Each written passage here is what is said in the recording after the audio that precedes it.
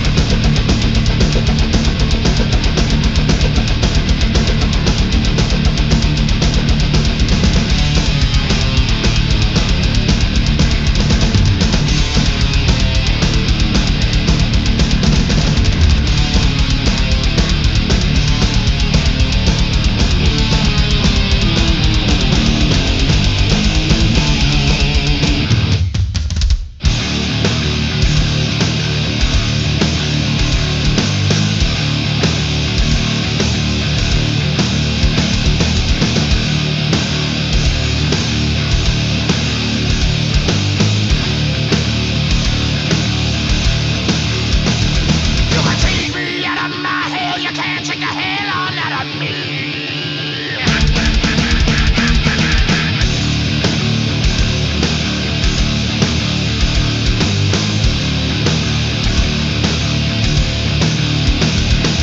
Watch me here as I jibber, but be careful what you see. Oh,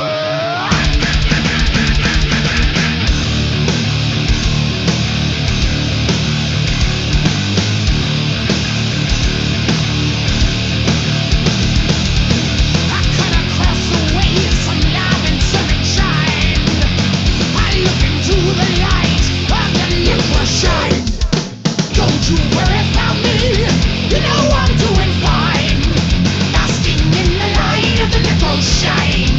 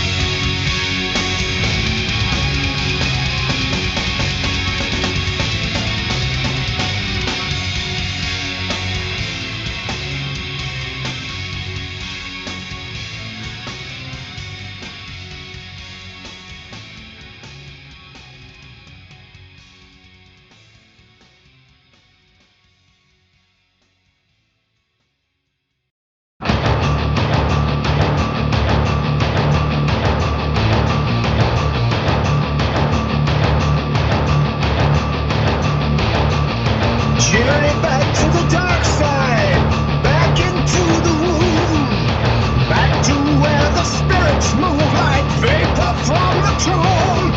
The center of the cyclone, blowing out the sun, break the shackles of your union to the light.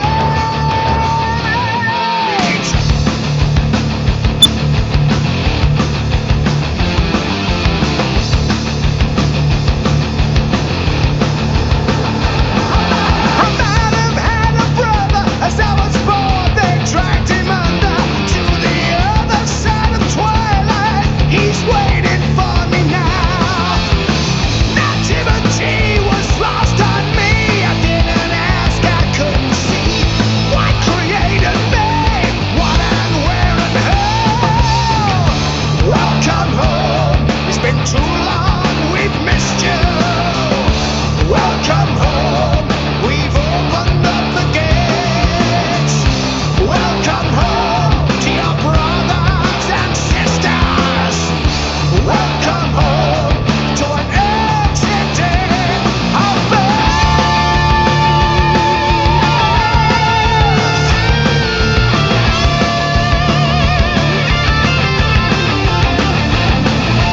Hear our bodies breathing as you try to stop believing. There's nothing you can do about your shadows. You can't fight us, you are like us, and your body will betray you. Lay down and die like all the others. Where are the angels and their wings of freedom? Jesus had his day off when they pulled you through. Welcome home. It's been too long, we've missed you. Welcome home. We've opened up the gates. Welcome home to your brothers and sisters. Welcome home to an accident of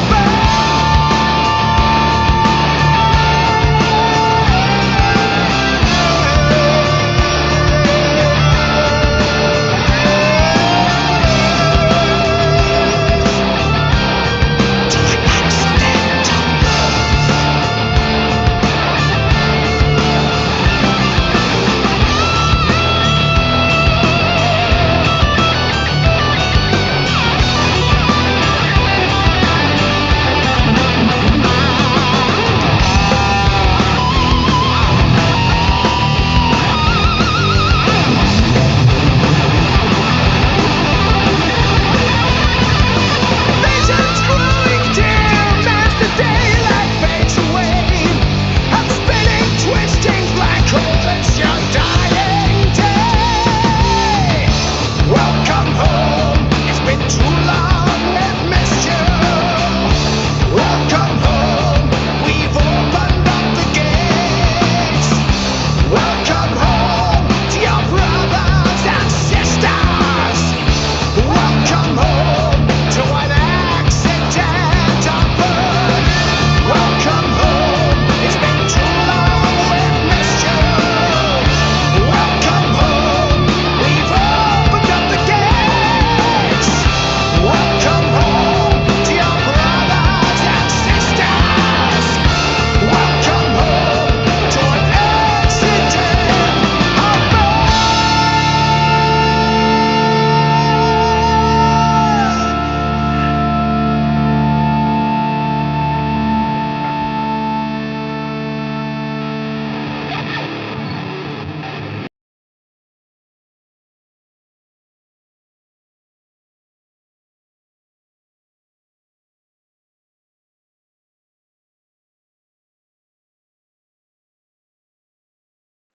And there we go, ladies and gentlemen. Welcome once again to Nocturnal Rituals Metal Podcast. I'm making up this episode because what happened last Sunday is like I lost my connection. I wasn't able like to transmit my show at all, and that really sucked because I had already made a kind of an idea of, of what I wanted to play for that day. And sadly, I realized that the connection wasn't actually working well. So I had to stop the show, right? And today as a Friday, basically, I'm trying to make up for this. Of course, during the week, it's very difficult for me to make up for certain shows because unless if I had the day off or I have more time. But what happens is I gotta go to work, right, from Monday to Friday. So today, basically, like, well, as you can notice, I'm losing my voice in a way because I can say some long talks with friends and stuff like that. And we were drinking and everything. And I was going to go to a concert today that was going on in the downtown area of Hamilton, like for the Super Crow and all of that. And when you come tired from work, you just say you don't want to freaking deal with the crowd at all, right? So it can be a little bit overwhelming, right? So I decided not to actually like go anywhere. I just stay at home, and I was working on my project for the second floor, and everything's going fine. But holy shit! What can I say? Let's get to the music here. Like kind of I started with the awesome Overkill with the song Necroshine of the album Necroshine that was released back in 1999. And of course, it's a masterpiece. I love the intro of that song, how it came out, like everything so powerful. And it's an excellent album from beginning to end. I mean, Overkill. Come on. They have never done an album that actually freaking sucks at all. So it's always amazing to see them, like, actually how they are so persistent, resilient. And of course, I always compare them, like I always say, they are like the motorhead of North America, of the United States. And the thing is, these guys, like even they haven't changed the style to sympathize the masses, anything like that. They just keep it steady, and they have like a very steady, what is it, following. So like lots of fans actually that they follow Overkill, like they know every single detail about them. It's quite incredible because their discography is quite extensive as well, right? So myself, when I got the chance actually to listen to this album, I was only like 18 years old, and I was like, holy shit, like this is exactly what I needed. And I even know that I got to hear some of the songs of Overkill when I was a kid because of my oldest brother, my Johnny. He used to play the some of the music of it, especially from Feel the Fire and stuff like that, right? And I can say that actually like kind of I have sensational memories about it, right? Especially for the song in Union West 10, stuff like that, right? Which was a very catchy song. So I learned that song when I was actually a very young kid. Anyways, kind of so I started the show with that, like with the Necroshine of Overkill, and I had the chance of meet Bobby Blitz, and I had a little story for you. The time when I got to meet him actually back in year 2006, and they were playing a festival along with Megadeth, and it happened when I saw him, kind of we were going to take the picture together, and uh, I say to Kevin, guided by light of the Necroshine, right? And I basically like it kind of he smiled as well, like about the way I said it, and kind of it was a remarkable memory. I have the picture somewhere on Facebook as well, like I posted of him and myself, right? So yeah, great memories with the guy, and they're still rocking, even they're in the 60s, probably 70 right now, who knows, right? But they have been rocking it for a while. Then I played some Angel Dust that I probably I mentioned before that actually I had the opportunity to see these guys only like live once, and it was when they were stuck in the border back in year 2001. They were playing a show with Cryptopsy and Nevermore, and these guys kind of they made it across the border eventually, but they came late to the show and they had to perform only three songs. And it was kind of disappointing in a way to see only three songs of them because they were actually one of the stellar performers at the time, especially when they were promoting the album Enlighten the Darkness, which is actually an excellent conceptual album.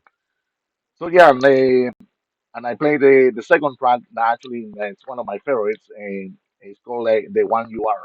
And yeah, this album is totally excellent. It talks all about like World War II, and it was released in year 2000. So if you have the chance actually like to go and explore, or you like conceptual albums, definitely I recommend this one very much.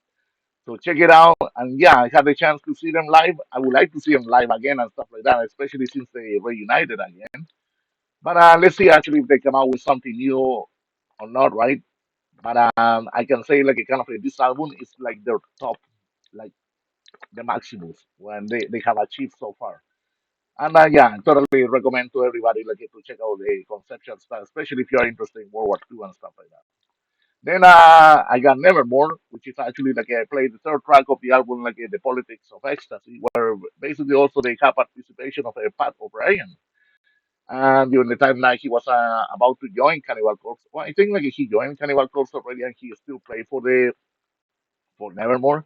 But the style like that they play in this album is freaking excellent. It's what can I say? It's my favorite Nevermore album actually. And I played the third track, which is actually called Next in Line.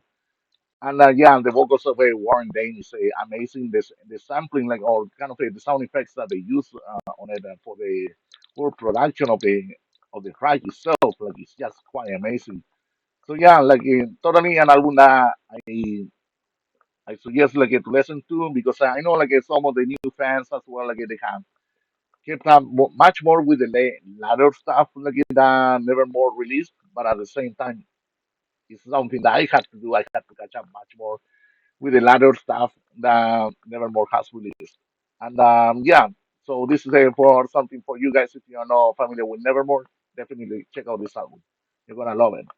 And then Bruce Dickinson, like a solo stuff, like the album Accident of Birth, which it was released back in 1997.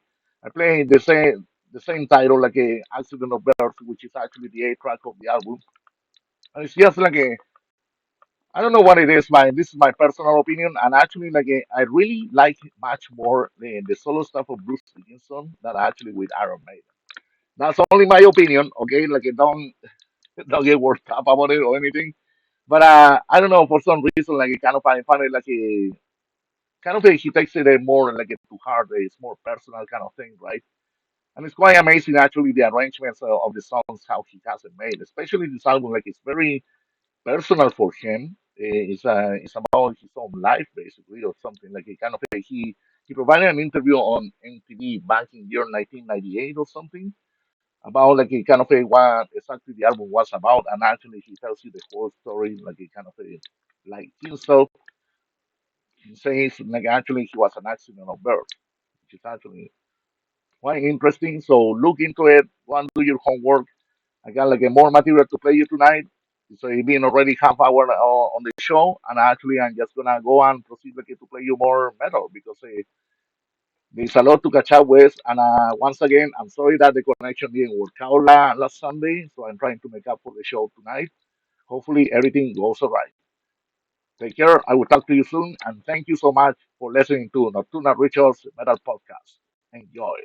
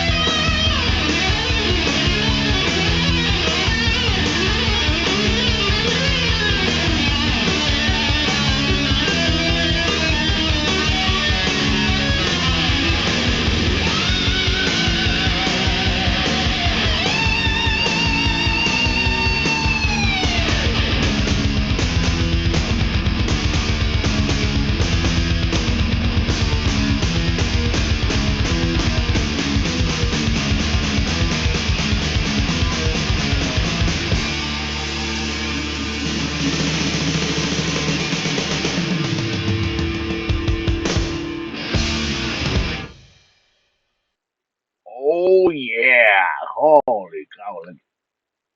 Yeah, this is quite a playlist for today, eh? See, I was going to play all of this last Sunday, but because of the internet connection, it wasn't possible. But here we are, right?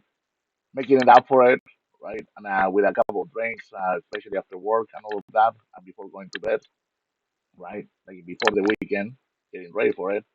The only thing is, today I was going to go out, but as I say, like I didn't feel like really that social, especially like when it comes to deal with massive crowds and all of that. Like it's almost like an ant colony that you gotta deal with. So that's not really for me anymore. Who knows? I'm a moody jerk, so sometimes I feel like I kind of going to big crowds. Other times I feel like it's smaller crowds. Whatever. But anyways, here we are at Nocturnal Rituals Metal Podcast. Thank you so much for listening and following me like for every single episode I'm being building up over the since May of the 2025, right? And yeah, like it kind of that's the whole idea. I try to play music that is unusual, like for other radio stations, right? Like it kind of I don't play this song, not some popular kind of thing. Go somewhere in between, right? Like because I also I try to go sometimes very underground, but everything has a limit, right? Like you gotta keep it even, trying to keep the balance right one way or the other. And that's my persona basically. So because of that, by trying to keep the balance right, I have been actually I have had the opportunity to actually to discover more bands and more music out there, right? So like it kind of it all depends. It's a personal thing, right? Whatever you are interested on, you pick up on it and then you follow it, right? And you build out of it, right? So I played like a in this section, Wheels of Fire by Manowar. And holy shit, when this was released in 1988, incredible. This like the way I got into Manowar, it was because of my friend Aldo Ferbol, who I have mentioned in many occasions. Like he's the one who actually told me about like the different subgenres of metal music. Because thinking that when I grew up, like as a kid, like when my second oldest brother Johnny, he used to actually like listen to music. Like it was everything based between thrash metal and heavy metal, right? And then the years passed by, and I didn't know there were so many fucking subgenres by the point of year 1997. So I was totally confused, right? And he, like Aldo, he guided me actually in that matter, like a kind of like, okay, this is black metal, this is blue metal, this is death metal, thrash metal, power metal, you name it, right? And then when I wanted to check out like the different music going on, he first started actually with Manowar. So he introduced me to the album Kings of Metal, and I was like, holy shit, this is the fucking powerful album. And I didn't at the time, of course, I didn't understand the lyrics or anything, but music speaks for itself. Doesn't matter in what language it is written, it is expressed. It speaks for itself, like how powerful can take over you and basically make you feel like a kind of a fucking great about it, right? It produces goosebumps. Like it's the energy that flows around, right?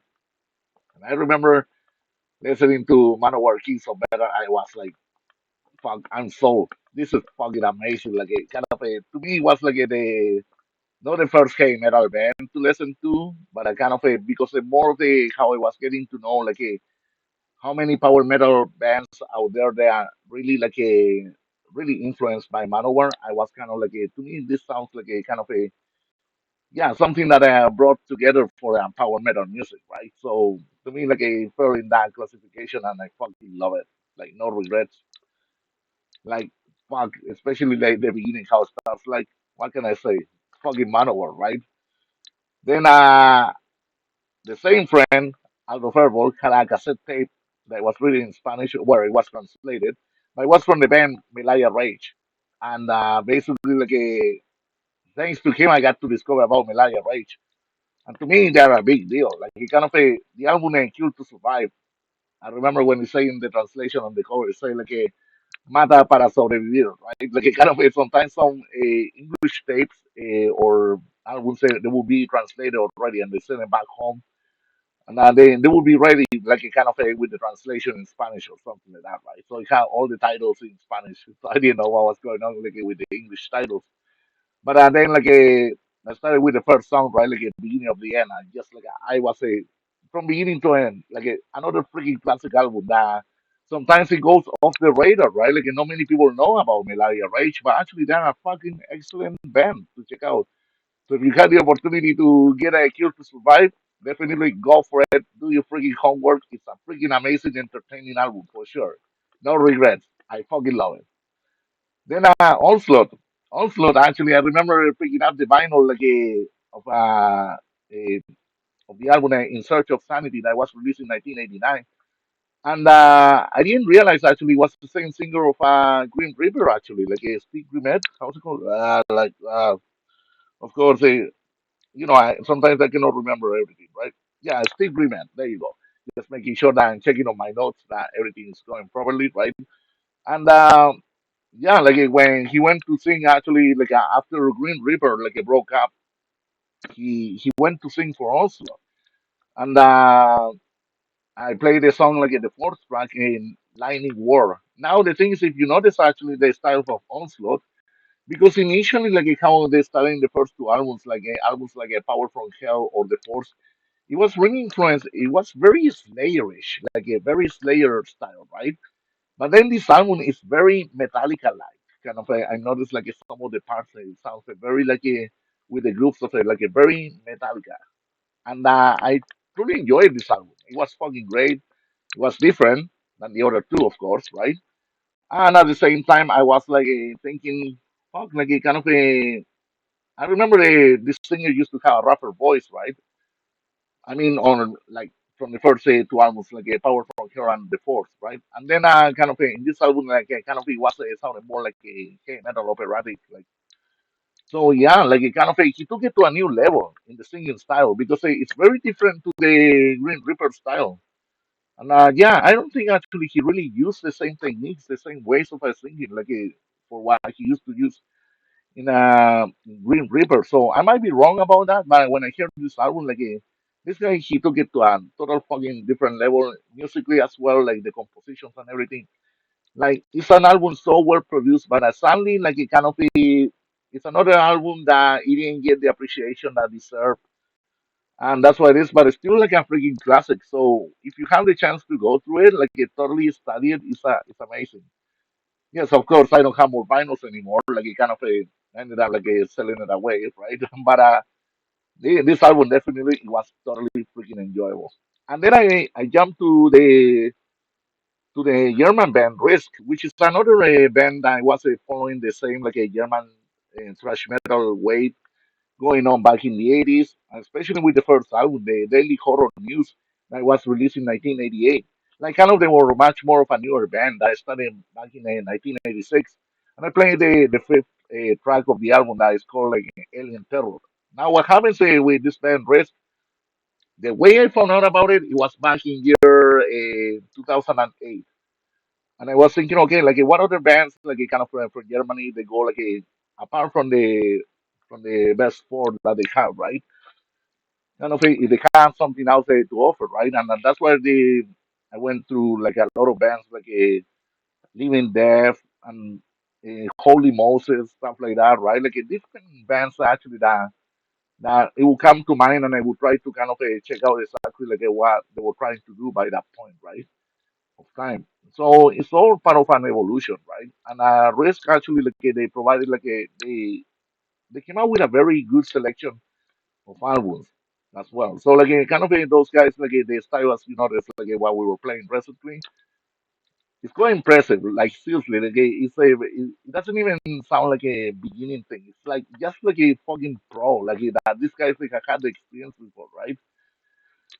So yeah, I got nothing else to say. Of course, kind of that's a band I gotta do my freaking homework as well because as I say to you, there are many extensive discographies on certain bands I can introduce you to, and of course, I always try to change the repertoire, kind of play you bands that actually they haven't been played before, especially in my podcast.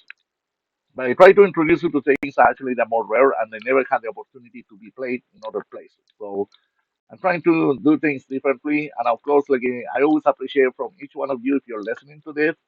That means a lot actually if you're putting attention or the best possible to catch up with actually with every single episode that I'm trying to put together, right? because it means a lot to me also like to do my studies. But at the same time, yes, it's not only you who have to do the homework; it's also myself. So we got a lot of homework to do for sure. And here we go. Actually, I'm just gonna play you some surprise. Let's see if you catch up with this thing. Like I'm not gonna say anything, but I'm just gonna go and play it, and I just want you to enjoy yourself tonight and Nocturnal Rituals Metal Podcast.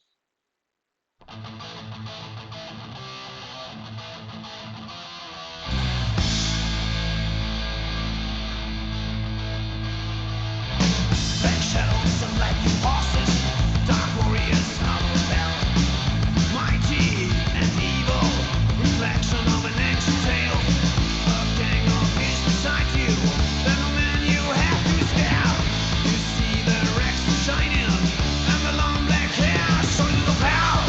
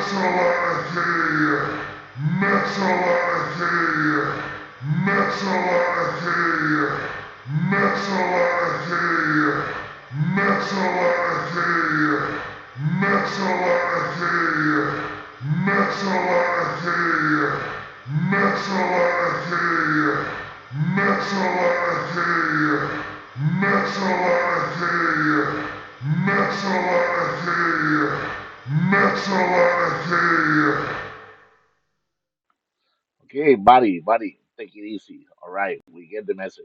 Just like you have to repeat it so many fucking times. That's the thing that always made me laugh about that song. From the band Warfare. Yes. Okay, like here we go once again with a Nocturnal Rituals Metal Podcast. My name is Rodrigo Jugulator Raquio. A.K.A. DJ Nocturne. And I'm here to always play you music that's unusual. Metal music is unusual. Doesn't get played on the radio, right? On the regular radio, whatever. And some songs, and they call it metal, whatever. I don't know, man. It just simply doesn't get played anywhere, right? So no matter what it is, like it kind of at the same time as a metalhead, we don't look for fucking sympathy from the crowd, like to basically to be on air on the airwaves of radio or whatever the fuck it is. So that's why people like myself and others are out there, they start their own podcast and they start playing music metal music that they want to showcase more like of the underground or kind of a unknown stuff, right? So we are on a mission basically. Personally, my this mission myself that I started is my own initiative, and of course, kind of a when you share an idea, you consult it with your close ones, right? Like a kind of a, to see what they think about it, and actually I kind of the full support for it. That basically they say, yeah, you do really well on a radio show, basically, or a podcast or something to talk about metal music because it's true. I do know a lot of it. I don't brag about it. I know a lot of metal music, but I do study, or even if I don't know something precisely at this precise moment or something, I always take the time to go and research it. So it's very important, right? You just simply cannot know everything, but at the same time, you can share it with others and possibly obtain more information of things actually you never had the chance to hear before. So that's why the reason, one of the reasons why I enjoy sharing music as well. And this is the podcast was made for. So this is for you guys. It's not for myself only. It kind of is for everyone who takes the opportunity to listen to this podcast. So let's go and review the songs since we went in a very classic style. Today, yeah, it's been more a classic touch of different things. And who knows if we're gonna carry on the same way because kind of we're in a way close to end the show anyways, right? It's 117 right now. We're still gonna go there 43 minutes of music to play it, right? So this is exactly the information I want to share with you in regards to the bands that we play. So first I played Running Wild, something from the album Gets to Forget or Read, right? Which is actually was a very different style of music compared to what they did later on in regards to the pirate metal.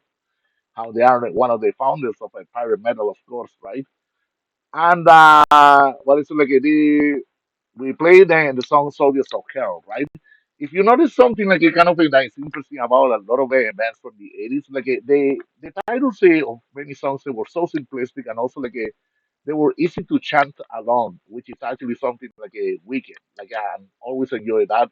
It's just kind of a the simplicity of it, or certain things, or speaking about the devil or hell, this and that, 666, or you name it. It was always saying something attractive and shocking at the same time, of course, for the other crowd who were not familiar with heavy metal music or what was going on with the movement. But at the same time, it kind of, it just I love how these bands eventually they evolved that they were not talking about the devil anymore in the first or second album. It was they were talking more about pirates and stuff like that, the Jolly Roger, you name it, different things like that, right? And Running Wild, actually, I remember when they had that big ass pentagram, being freaking welded or something like that, that is all freaking burning red or something right? So yeah, it kind of it's impressive how they turn the cards eventually and they develop their own style of music as well. But it's all part of an evolution, and they have to start from somewhere because I say they got influence who knows, right? But their style was very unique, of course, right? Initially, kind of in the first two, I would say you might think, oh, they're just a traditional heavy metal style, but no, they have more to offer than that, especially in the albums that they came out later on and all of that, and it's a reason why I like this band so much as well, especially the title, Running Wild, it's wicked. I can picture it, uh, what can I say? It's just it's a band that actually kind of they have a very extensive discography and they have been very resilient about the style that they do until this day. They still carry on with it, and yeah, if you haven't had the opportunity to listen to them, go and check out their so you can understand the evolution that they provided from the beginning to until nowadays, right? So yeah, like it kind of is pretty cool, and that's why I decided to play something different from them. I didn't want to play something from the pirate metal style that actually they're known for because at the same time you have to understand like a kind of they started from somewhere, so that's part of the evolution, and that's exactly what I wanted to show everyone and to share with each one of you, whoever is listening right now. That basically like a bands they don't just come form like a kind of it's part of a lot of work like a kind of a embracement like in order like to produce something so genius later on or deliver their own style of music, right? So there you go. Running Wild is one of them. Then we jump to the band Toxic. And here's the thing with the band Toxic. I wasn't so familiar with them first initially, all right? And I be honest with you, like you just simply cannot know everything. And I started to notice a lot of this band started to pop up a lot lately, like a kind of for the past 5 years, and like people they keep mentioning that because there was at one point like a lot of neo thrash metal bands that they were coming like to the charts or appearing like a playlist and things like that, and then finally you see the band Toxic with a K in the end, and I was thinking. Why the band like it kind of it sounds familiar in a way, or look kind of that I saw it once upon a time. It just like I never had the chance to really listen to them. And this was my chance actually to go through them. Like a kind of I was listening to them 2 weeks ago because I was talking to someone else about this band, and that's exactly the classic that they're known for, the World Circus that was released back in 1987. Uh, just like a kind of that's what I put them on the map of thrash metal music. But at the same time, I didn't have any fucking idea like who they were initially. I'd rather to tell you honestly, like a kind of instead of assume something or kind of just to tell you like some lie or something because it's not cool at all. Like it kind of simply you have to recognize it. You cannot just simply know everything. If you don't know something, you just go and research about it and you feel yourself with information about it. But the worst is actually when you have to assume something like a kind of yeah, I cannot know them this and that, and you start like a kind of just like a wasting saliva unnecessarily.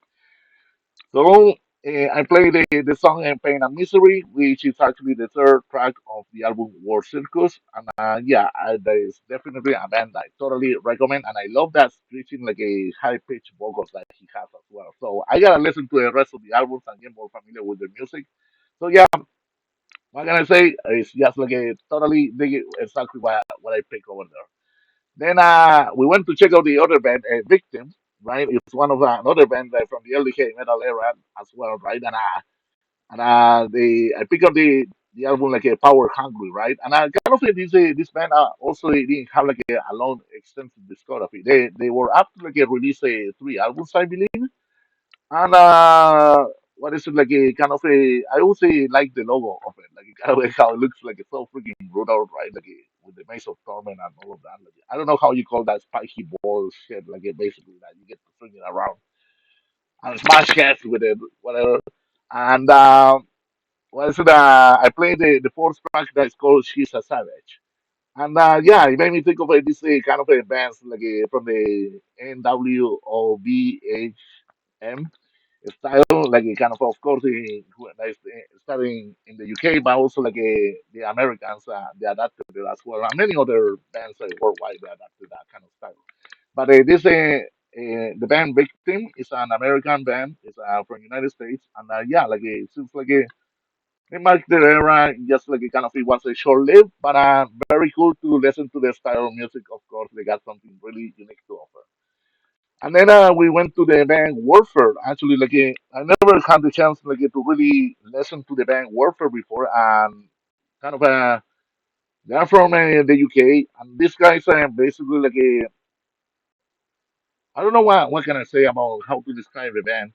I mean, because the movement of thrash metal music or heavy metal at the time, right? Because they were not really some bands that they were evolving, right? And they were not falling in one style simply or they were mixing up things. So they were kind of switching heads, if you want to say, right?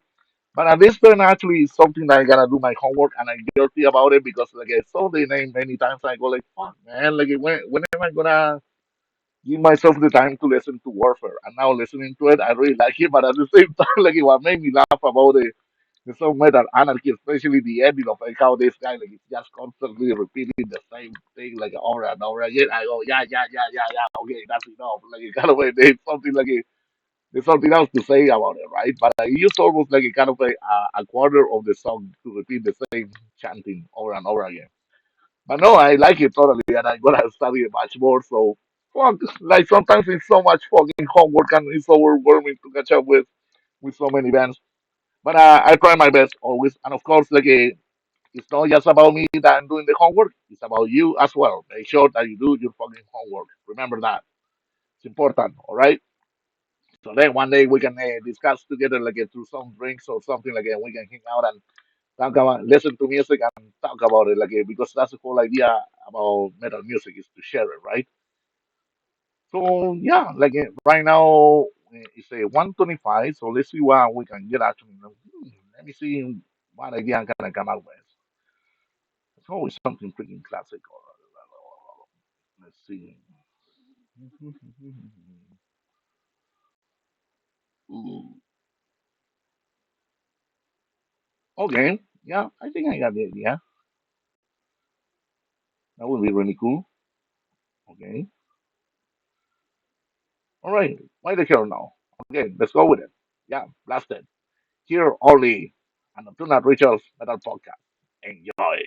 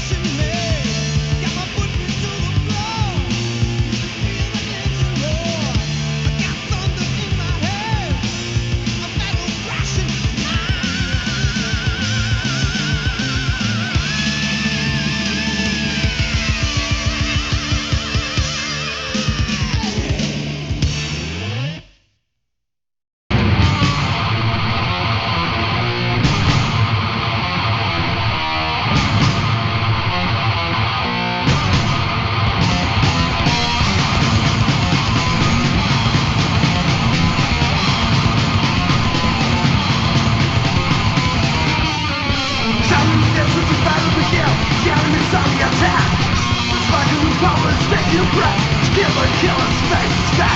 Attention from the smell of the grave, something starts to die. Smell of burn of flesh, let's put demons to war. Burn of people stealing away, once the dance of the sky. Let you around you, search for a friend, tell me the plan that you die. Mercinated, lacerated, perforated, soft drown.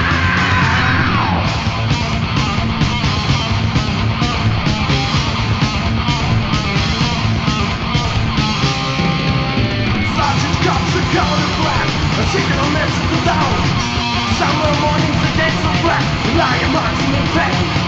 Once you run down the wine, never swallow the one. Once done, the run until I no one will pray to go. That your front is still on the grave, some suns die. Smell of burn of flesh, flesh with demons to war. Didn't want to see a light, once that's on the sky. Let you on your son's friend, down in the blood they die. Mercinated, lacerated, perforated, soft drown.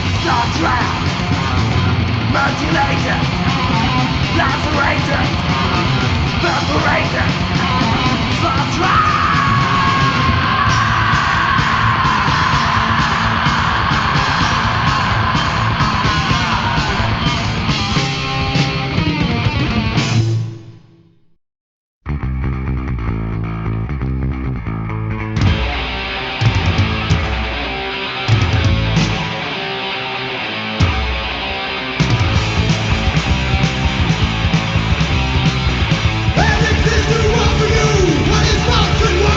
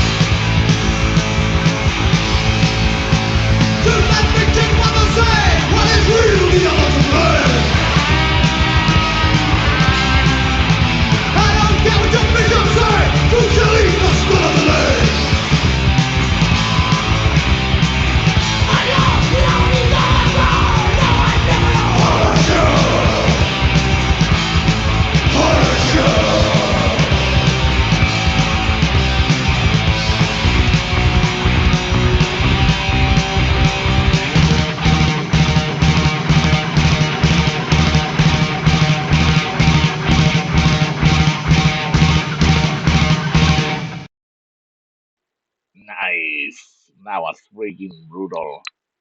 And here we are back in a Nocturnal Rituals metal podcast, like offering the best freaking underground music. These bands, seriously, like kind of, I take a lot of pride on my work, of what I'm doing here. Like I don't get compensated monetarily, but you know what? It's like about pride, like when you stand up for heavy metal music and for what you want to share, knowledge, music, whatever it is, stories, things like that, right? And especially like one thing I gotta say, like I always been a big fan of thrash metal music, like for sure. And of course, like it happens that you gotta fight some people. They go like, "Oh yeah, you like thrash metal," and they look at you almost like, "What the fuck?" Thrash metal like it has been right there from the beginning before like any other subgenres. I mean, they started to evolve, like a thrash metal. I mean, sorry, death metal, black metal, and stuff like that. It's all part of an evolution. It doesn't matter what style you are more into. Like, it all matters that you like fucking metal. That's important, right? But there are certain things, like either new metal, like there's some good new metal, all right? Like, it kind of, let's be honest, there's some of it, but it's very selective. And there's some good metalcore and start gets a little bit cringy, right? But kind of there's a taste for everyone, right? And the important thing is to pass information and get to actually share and discover other acts that are out there, right? So, but anyways, getting back to our classic thrash metal music here, I started to play like in this section. It was a Annihilator. I played the song Human Insecticide, which is actually the ninth track and last track of the album Alice in Hell, which is actually a total classic. And that was when Randy Rampage used to do vocals as well, right? And of course, he did only vocals on that album. And of course, later on, 10 years later or so, something like that, he returned to the fold of Annihilator to do a criteria for a Black Widow, right? Which is actually a great album as well. But we like our classic shit, right? Like we like our Annihilator from before, right? So for me, like I would say like Alice in Chains more than any other album that was coming out and stuff like that later on because of the change of singers, right? So I mean, Jeff Waters was changing singers like a freaking underwear, right? And that's not the idea sometimes when you have a band and you're gonna be changing just the vocals and stuff like that, and then kind of when that happens. The sad situation is like bands they tend to lose their identity as well, or any part of the fold of the whole band, right? But I kind of when it comes to the singer, it's a very important thing. Like, you kind of you don't want to lose the singer, you want to actually retain to them because they like that's how people they catch actually they get more familiar with what's really sounding out there, right? So just saying, that's my opinion, kind of thing. Whatever, suck it up, buttercup. Then we jump to Anthrax. Like I played the first album, Fistful of Metal, and I fucking love that album so much. I think like that's my favorite Anthrax album since I used to have it on vinyl before and everything. And I played the song Metal Thrashing Mad. And not you cannot go wrong with that fucking song. It's so fucking mushy. Like it's freaking amazing, so intense, so energetic. Metal Thrashing Mad, motherfucker. Yeah, the memory is actually when I used to be 18 years old and I got to hear this album. It was like I feel like it still like it remains it's like a kind of a bright burn, so like a branded in my brain of how exactly like a kind of this album of a Fistful of Metal is so fucking amazing. Like I can't get over it. If you haven't had a chance to listen to it, please do yourself the favor, go to it. You won't regret it. Anything I suggest you, motherfucker, you won't freaking regret it. So just go and do your homework. Like, enjoy it. Like, that's the whole idea. That's the reason why it's out there. And that album even was released back in 1983. So imagine, like, kind of, look at the time that it was released, right? So it got so much to offer. And then the whole thing, it took off right from there, right? So, but yeah, and Neil Turbin vocals, of course, like Neil Turbin still in action. Apparently, like he's gonna be playing a show very soon or doing a tour or something. But yeah, like that's a singer that I always admire so much, like for his vocal style, right? But I haven't heard actually like him sing since Anthrax full of metal. So I gotta do my homework about it and go to his page, and hopefully I can be able to find some of his new music, like the Death Riders or other stuff that he had as well. Again, he's about to release. Then we jump all the way to Germany, and I play the band Deathrow, right? And I play the album like a Satan's Gift, or was it Riders of Doom, if you wanna say. Uh, I play the sixth track that's called Slaughter, and Deathrow is another band from Germany, of course. Like kind of as you can see, each band from Germany they have their own identity, so they were not there was no way of actually confusing them or anything like that, or say, oh, this one copy to this other one, this and that. It's simply a cultural signature that many bands they were establishing for themselves, through the revolution and evolution of a heavy metal music or thrash metal or metal in general. And yeah, Death Row is still kind of one of those bands that is remembered for exactly for what they tried to do at the time as well, right? Along with Warfare and many other bands Living Death, you name it. I'm not gonna name it all of them. You get the idea, right? So kind of go and check out some German thrash metal, classic stuff, Invisible Force, if you wanna say, or things like that, and you're gonna find so many of them. It's crazy, right? And then and from there we went all the way to Hallows Eve. Now Hallows Eve, I remember that my friend Aldo used to talk to me or mention a few times about this band. I was always curious about how they sounded like and everything. So Tales of Terror is, of course, is the freaking the classic, right? Where appears the freaking executioner there on the front cover and all of that. And yeah, that's one band actually that I always wanted to listen and put attention to, and I actually finally I did, over the years, and I got the opportunity to listen to the other albums There's an Insanity and a Monument. Of course, a Monument that's where kind of the departure of the style of music, or it's not the full departure. It's just kind of it was totally different to what they released previously, right? So that was the third album, and that was it. That was kaput for them, right? But then they returned back in the year 2005 with another album that is called Evil Never Dies, and then they released other three albums in total, I believe, or a box set compilation, and basically just that's where it ends for the band. Hallows Eve. I haven't heard anything back from them. I mean, kind of from what they did in the past. Not that I freaking contacted them directly. I will be a total liar about it. But no, it's just the fact that actually they didn't release anything else later on after that. So we have to see sometimes some bands they never end to surprise us though, because I remember the time when I play you Anvil Beach, and some of you probably were wondering what the fuck, what's that band Anvil Beach, right? And guess what? I'm gonna show you something I just found out about them because these fucking guys they released I mean they had an EP in year 2008, but apparently they have a new fucking album that they just released recently.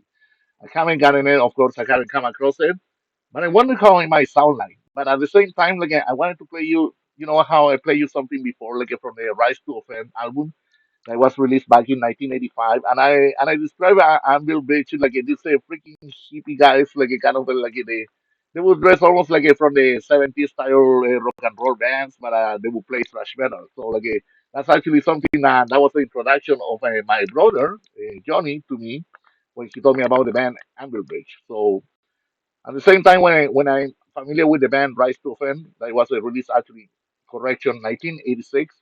I'm gonna play you something from year 2008, actually from an EP that they released by that point. But then I have to figure out how I'm gonna come across to something some material of the latest album as well that they just released because it took me by surprise. So here we go, we something for you guys, kind of a oh yeah, what a kill. Yeah, let's play this one. And let's see, let's get surprised by the music of Anvil Bridge, how they sounded in 2008. And I'm gonna also surprise you with other bands that I had come across with. So enjoy here only on Nocturnal Rituals Metal Podcast. Cheers.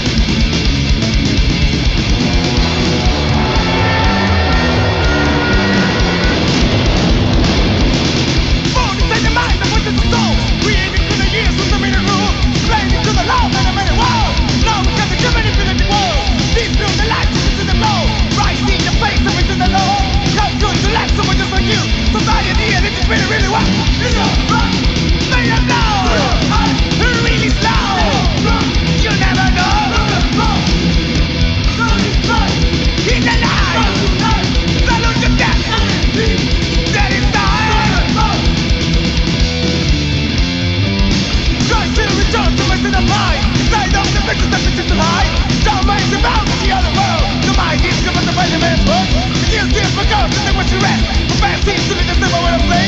They mean the poor, the upset. Society here needs nothing to say. Say them no! Really slow! You never know! In the light! Salute the death! That is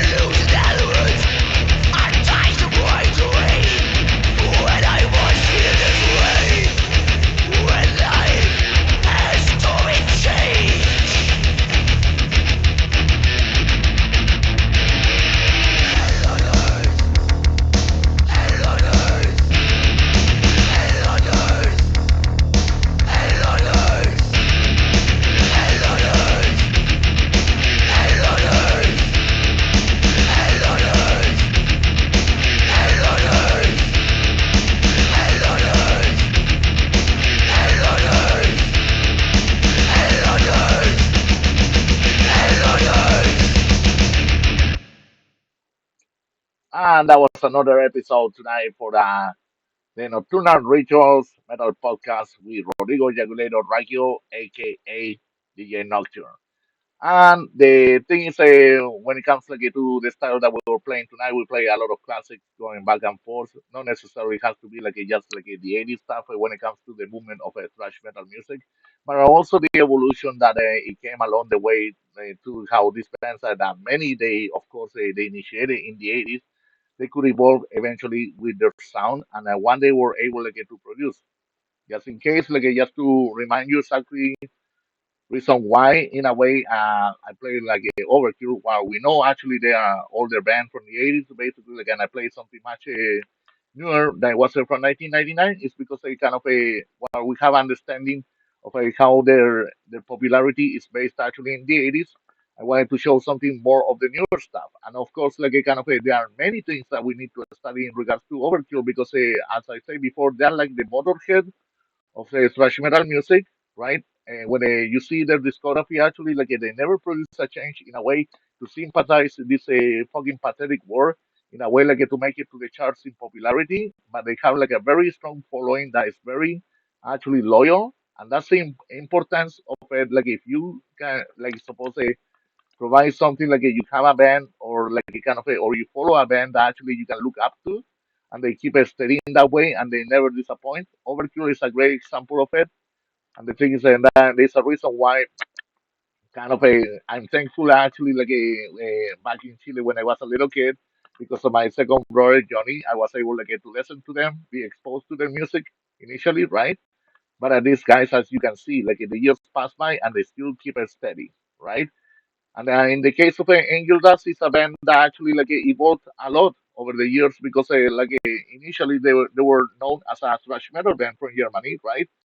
But then after releasing two albums in the 80s, like in the mid 80s, kind of they were apart for many years, and then like they didn't kind of reconstitute, like they didn't bring it back again their music until year 1995, 96, right? And with a new singer, so it provided like a new touch of elements, like when it comes like to power thrash metal music. So it made it more like a power metal band, we can say, at that point of time, right? More than thrash metal. But of course, like kind of the style of music that they provide always was very unique and all of that. And of course, sometimes when you face certain changes in bands, it might departure certain fans. It might actually like kind of isolate them, or sometimes it might bring them together like to follow up with everything that the band itself got to offer. So my goal today was actually to show you the part of the evolution of a kind of also a because I mostly was like with clear vocals and things like that. So I combined between thrash metal, heavy metal, power metal all together.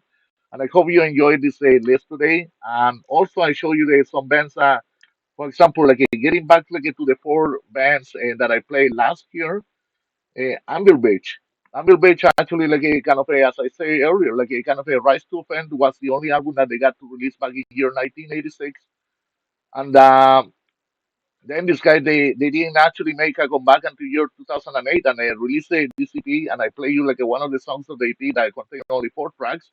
And suddenly, when I'm actually like after one episode that I play on my show here, like these guys finally they pop up on the thing of what is it like on the news that they're about to release a new album, and I was like, what the fuck? Like, it kind of a, how is that possible? Is it some kind of prediction, something like that, right? And it is possible that some bands sometimes they hide for so long until they surprise you when they come out with the new the next release, and actually like it can shock and impact many of the fans, and sometimes it can bring those fans back again to say, hey, my favorite band that actually once I used to follow like a decades ago, like it's coming back. So kind of it tends to recover in a way to catch up with the times that they were gone for a while. And this is one thing about a Anvil Beach, as I say to you, like because some people they would say, "Oh, I didn't know there was a band called Anvil Beach because everybody knows Anvil from Canada." But this is totally different. As I say to you, like the first time my bro Johnny actually described this band, he said, "You know what? These guys say they look like a stoner, a stone rock band." Or hippie, if you wanna say, they dress like hippies, but they play thrash metal music. So I was like, okay, I was sold with that. I was actually totally impressed with the music and not just by the looks of the aesthetics of the band. It just like actually I was curious like how they would sound like if they appreciate a certain era from the past, like compared to what it was in the nowadays back in 1986, right? And yeah, so I played something. What is the second track, Ghost of Fire, which is actually from the EP Sanctified that was released back in year 2008. So if you have the chance to check out Anvil Beach, look up to the new what is the album that they just released, and it took me by surprise. Seriously, I haven't listened to it yet. Of course, I gotta do my homework, just like yourself. Everyone has to do their fucking homework when it comes to music. So much music out there, but it doesn't mean that actually it's an impossibility to actually to catch up with it. Then I play something like from Death Angel. I play the fifth track, of course, of the album self-titled called The Ultraviolence from 1987.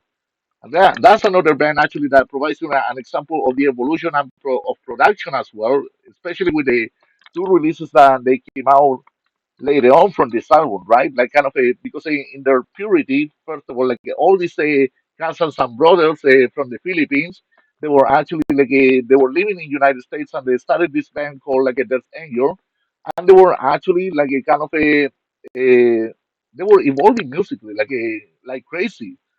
But the thing is like when they were kind of like when they started with this album, the Ultra Violence, of course, is straight pure thrash metal, but at the same time like a they in the second and third album they kind of they try to get a little bit more atmospheric if you notice like in some of the songs as well but we're not going to concentrate so much about that because right now like I do want to make a special episode that is going to be concentrated in bands about like how they evolved but what kind of a style eventually like musically they tend to embrace in the future and what it was going to be the aftermath of that, right? So there's an example for that. And yeah, like you kind of say, of course, Death Angel, the first album is a total freaking like masterpiece, definitely. Especially, I love the cover artwork of it, that whole building, like it being collapsed and all of that. Then I played the Chilean band Mental Devastation. Actually, I played the album that they released back in year 2013, Red Skies. And I played the song Cluster Bombs, which is actually the third track of the album. And actually, this is the one band that always caught my attention, especially when I was hearing from them in social media because kind of I tended to confuse them in the beginning when about the whole story or about the location when it came to the comparison with the band Critical Defiance, and then it was also the band Mental Devastation. So I was like, I could hear both of them like they're fucking amazing, like thrash metal bands, but they're just not pure thrash metal, the monotonous way like that a lot of bands they play out there. They are very like a kind of progressive. They are very beyond like the level of what the kind of music they display. So it's kind of a one of those bands that actually yes, I gotta do my fucking homework because like they don't have so much material. They don't have an extensive discography, but there's so much to study and listen to those albums over and over again in order like to catch up what they were trying to. What is it like to get out of the whole thing what they were trying to provide musically. And of course, because I tend to classify them more in the progressive style because like how complex their music style can be. It really reminds me a lot of the band Mekong Delta in a way because I'm a big fan of the Mekong Delta. Of course, that's a band that show like a total crazy evolutions over the years. But these are very solid bands when it comes like to mental devastation and critical defiance. So check them out. They're from Chile. If you have the chance, yeah, definitely. Like kind of you cannot go wrong when it comes to metal from Chile. Come on, not because I'm from Chile, but I fucking love Chilean metal. Like they always like they fucking surprise you with the things that like how many freaking bands they got down there. That it's really hard to catch up. I got no freaking idea. I cannot catch up with all of them. Seriously. I'll be honest with you, I have tried my best possible to do some readings and just like there's so many freaking bands per capita, like it's fucking crazy. Like and then so that's something that we didn't hear more in Canada in a way because like there are no fucking many musicians, especially for my band. I still like looking for guitarists and bass players. So anybody feel interested to join Corporate Riot, please come over. Like I got my own space, I got everything like to play music here. And then To finish the show, we went with the German band Holy Moses. And the other day I woke up, of course, my lovely wife served me the breakfast, and they started like putting like this tune of the album in disorder of the order. So basically, like a kind of very energetic fucking album that they released back in year 2002. I'm enjoying my breakfast all the way, basically, and yeah, all I can say is from beginning to end, Holy Moses is not an easy band to listen to, and I don't know what to say about this band because it's another level too, and also they didn't make it so popular compared to a lot of the other bands out there from the thrash metal from Germany. But they have their own style. They have their female vocalist actually that has like a very freaking unique like a way of a what is it, or displaying her vocals like of singing. And for this, I decided actually like to pick the sixth song that is called Hell on Earth. And yeah, that's a Holy Moses actually. They have a very extensive discography. To tell you honestly, I cannot remember all the freaking album titles that they have because there are so many of them. It can be possibly that they might have about like the same amount of albums releases compared to Sodom. Imagine, I can remember everything from Sodom or Distraction or Creator, but Holy Moses is something that I really need to freaking study, and the style that they play is only something that nobody else can match up. So do your homework. I'm gonna do mine. I'm very excited right now because of the list that I made. And sometimes when I make this kind of list, I go after like a to check out every single album possible. But it's impossible to catch up with everything. But you do your best. Only if you have the time. You know, I got work to do, this and that, and other activities to do as well to catch up with. But once again, I want to thank everybody for being patient in regards to this episode that was supposed to be aired last Sunday evening, and because of the internet, woo, the internet connection actually wasn't cooperative. So I was able to find the time today. That I say, hey, I got nothing else to do. I don't feel sleepy. Fuck it, I'm gonna do another episode that is gonna be pre-recorded for all of you to enjoy, and you can have something to listen to on the weekend. All right. So thank you so much. Stay heavy, stay better. Love you all, and I will talk to you soon. Take care. Bye.